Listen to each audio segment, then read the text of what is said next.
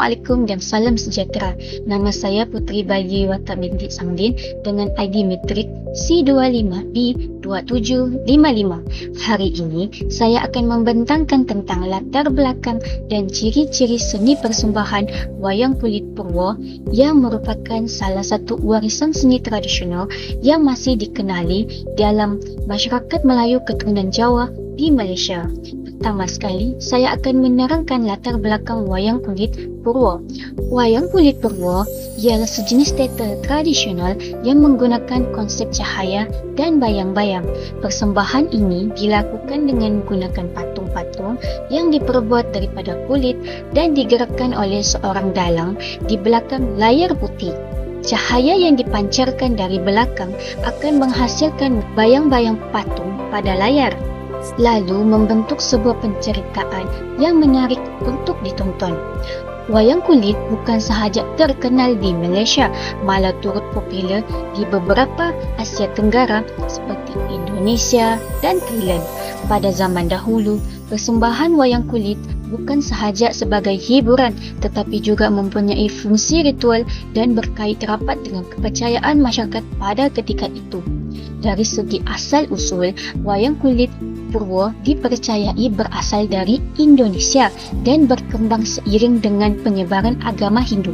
Walau bagaimanapun, asal-usul sebenar wayang kulit masih menjadi perbincangan dalam kalangan pengkaji budaya. Di Malaysia, wayang kulit Purwo banyak dipermainkan oleh masyarakat keturunan Jawa yang menetap di kawasan selatan, pantai timur, Semenanjung Malaysia, khususnya di Johor. Keunikan wayang kulit Purwo menunjukkan bagaimana masyarakat Jawa mengekalkan identiti budaya mereka walau berada di luar negara asal mereka. Seni persembahan ini menjadi salah satu medium untuk memelihara tradisi dan menyampaikan nilai budaya kepada generasi muda. Seterusnya, saya akan menerangkan pula ciri-ciri wayang kulit Purwo. Salah satu ciri utama wayang kulit Purwo ialah jalan ceritanya yang diadaptasi daripada epik Mahabharata dari India. Mahabharata merupakan salah sebuah karya sastra yang terkenal dan mengisahkan perjuangan antara golongan yang baik dan golongan yang jahat. Melalui cerita ini, penonton dapat mempelajari pelbagai nilai murni seperti keberanian, kejujuran, kesetiaan dan keadilan. Walau berasal daripada epik India, cerita yang dipersembahkan telah diubah sesuai dengan budaya masyarakat tempatan supaya lebih difahami dan diterima oleh penonton. Ciri yang kedua ialah penggunaan bahasa dalam persembahan. Wayang kulit Purwo menggunakan bahasa Jawa sebagai bahasa utama kerana seni persembahan ini berkait rapat dengan masyarakat keturunan Jawa.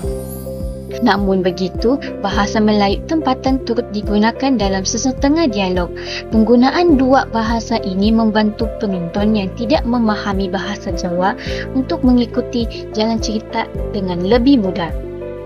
Selain itu, penggunaan bahasa tempatan juga menunjukkan proses penyesuaian budaya yang berlaku dalam masyarakat Melayu yang berbilang kaum.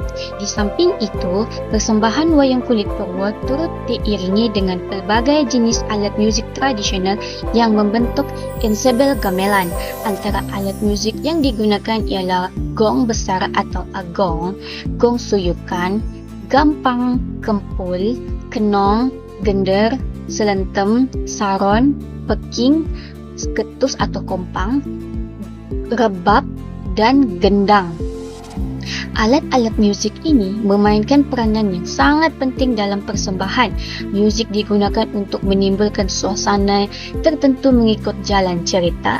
Sebagai contoh, muzik yang rancak digunakan ketika adegan peperangan, manakala muzik yang perlahan digunakan untuk menggambarkan suasana sedih atau tenang. Selain itu, muzik juga membantu dalam menyampaikan emosi watak dengan lebih berkesan kepada penonton. Ciri seterusnya ialah penggunaan patung wayang yang diperbuat daripada kulit.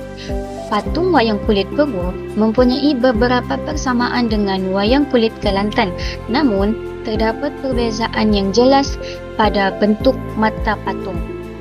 Bentuk mata patung digunakan untuk menunjukkan sifat dan juga perwatakan sesuatu watak. Sebagai contoh, mata jahitan digunakan untuk mata pahlawan atau watak pahlawan. Mata pepelangan digunakan untuk watak jahat, manakala mata prebes digunakan pada watak pertapa. Keunikan ini membolehkan penonton mengenali watak-watak dengan lebih mudah walaupun hanya melihat bayang-bayang patung di layar. Oleh itu, reka bentuk patung memainkan peranan penting dalam menyampaikan identiti setiap watak. Selain patung dan muzik, dalang juga merupakan elemen yang sangat penting dalam persembahan wayang kulit Purwo. Dalang bertanggungjawab menggerakkan patung, menyampaikan dialog dan mengawal keseluruhan penceritaan. Dalang perlu mempunyai kemahiran yang tinggi kerana beliau perlu memainkan pelbagai watak dengan suara yang berbeza serta memastikan persembahan berjalan lancar. Oleh itu, dalang dianggap sebagai individu yang paling penting dalam sesebuah persembahan wayang kulit. Sebagai kesimpulan, wayang kulit Purwo merupakan salah satu seni persembahan tradisional yang mempunyai nilai budaya dan sejarah yang tinggi. Keunikannya dapat dilihat melalui penggunaan cerita Mahabharata, bahasa Jawa, alat muzik gamelan, patung kulit yang tersendiri serta peranan penting dalang dalam persembahan. Selain berfungsi sebagai hiburan, wayang kulit Purwo juga mencerminkan nilai, norma, kepercayaan dan cara hidup masyarakat tradisional. Oleh itu, warisan budaya ini perlu dipelihara dan dipertahankan supaya dapat terus dikenali dan diwariskan oleh generasi akan datang. Itu sahaja dari saya. Sekian, terima kasih.